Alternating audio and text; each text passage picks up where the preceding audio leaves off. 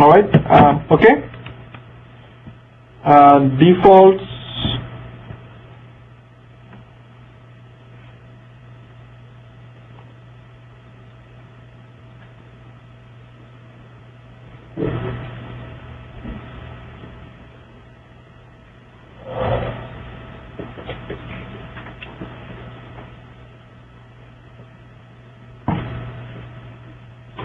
Okay then? Okay.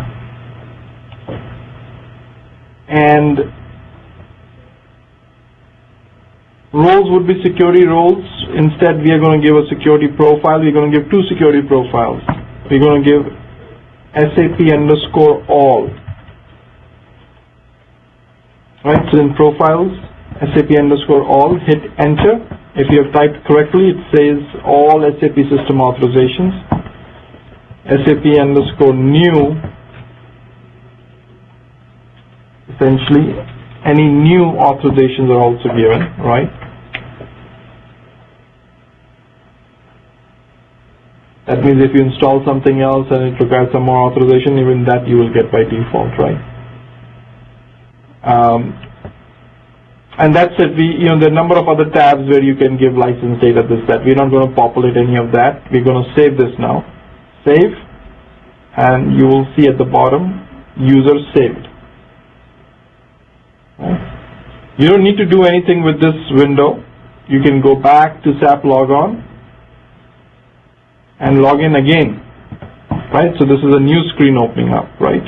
This is a new one. And now log in with the user you created. Password, init pass, or whatever you gave. And it'll ask you to change the password. Right? It'll prompt you with this new password change window. Right? Now you can change it, and you are logged in as yourself. You can do SMO4 again, and you should now see your session as well in SMO4.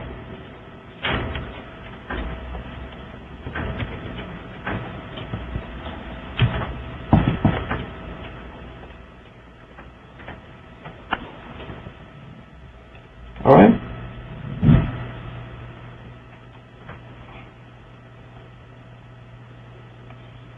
I can see, so this is the ID you gave. We added A in addition.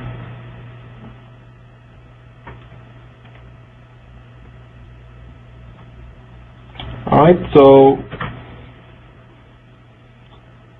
this kind of gave you some indication of how to navigate through SAP GUI, also run two transactions, in this case SMO4 and SU01, right?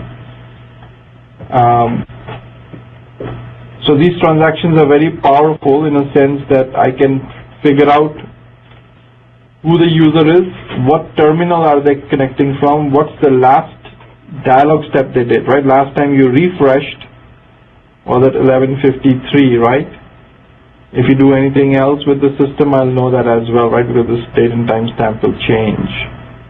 And what transaction you're doing, right? So you're not doing any transaction, you're on the main screen. You're on the main screen as well. I'm logged in both as my original user ID as a new one I created, both from code 0, which is the instructor's laptop. Right?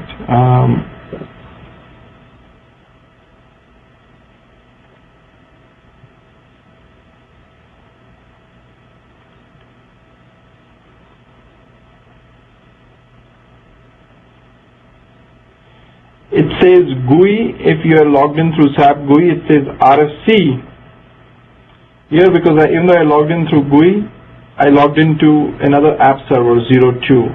It's only I who did that, and then I don't get that full list.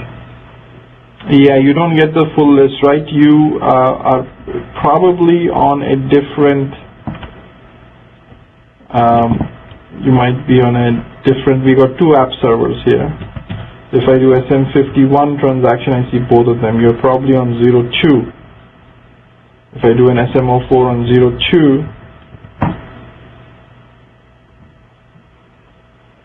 02, You're not here. What's your user ID? The ID? User ID. The one that I created? Yeah. You logged in using that? No. Then how will you see yourself? No, I mean before that. Before we even made it. Every time I use Sysha, welcome, this is the same thing again. Even before I created my ID. You did SMO4? You see only 3 or 4 lines you're The saying? first time we did it, I did SMO4 and I didn't see the whole list. Okay, you have to refresh it now, right? It's showing you from back then. So if you are in SMO4, so if you do SMO4, Do I log off and go back? no, No. That's fine. right, you did SMO4, It's // /n, and SMO4. When you do it, it won't automatically refresh itself. You have to refresh it here, F8. So now you probably see it, right? The whole, How many people you see? Just one. SMO4, that's the SMO4N, SU?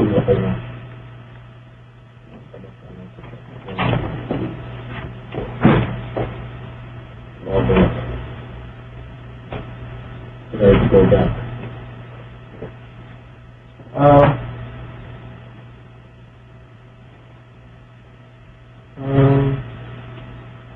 Actually, you're logged into the wrong system.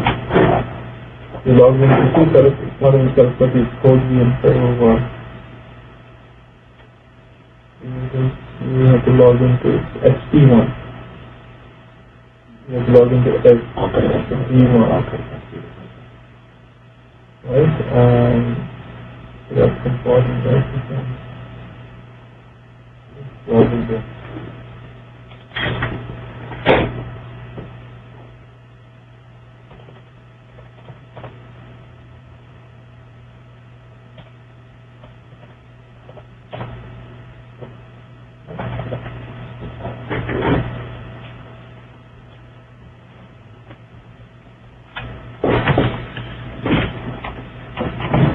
All right.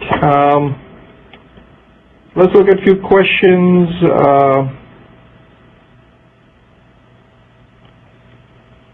Okay, it's saying, Ravi is asking,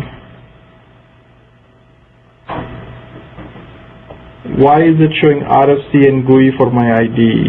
Okay, so is it showing RFC and GUI, right? So, okay. Okay, I don't see, something might have changed since then. It shows RFC if you do, let's say if you do AL08 transaction, which will try to log into another app server, then it will show RFC as well, right? If you do AL08, it will show you that kind of behavior, but it's not showing it now, so something might have changed in what Ravi is doing. Alan's question is, why AL08 displays my ID 3 times 2 in instance 00 and 1 in 02, right? Because AL08 wants to show you who is logged on in all the app servers. So for it to know who's logged on to another app server, 02 in this case, it first itself logs into 02 and it does an RFC call to log in. That's why you see both of them, right? So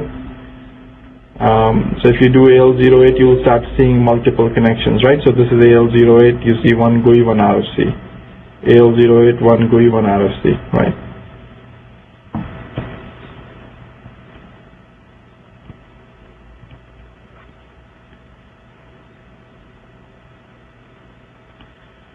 So typically in every company use PuTTY to see the back end, or any, a lot of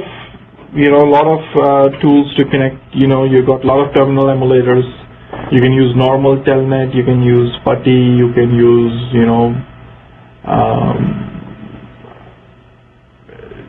tons of other terminal emulators are there, right? Hummingbird is a very famous one as well. Any other X-Window client. I installed PuTTY on Windows 8, and when I try to connect to Coach Inc., it is not server HTTP, it is serve HTTP. Serve. HTTP.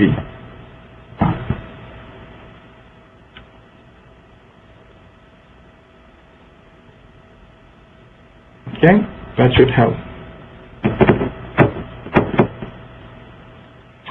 Yes, if you are doing SM04 using your ID and you can't do it, what is your ID? You have not given yourself the authorizations. So tell me your ID, and you didn't give yourself the profile, I think.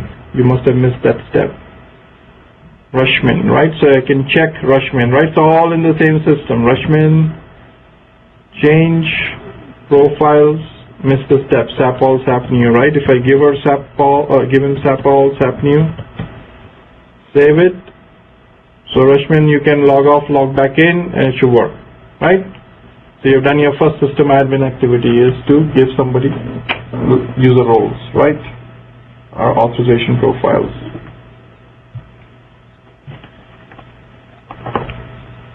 And with that, drinks are on the field. Break for lunch? Yay? Nay? Nay? Yeah? All right. So let's break for lunch. We'll reconvene at 1 p.m. and we'll take it from there. The phone line and everything is going to keep running.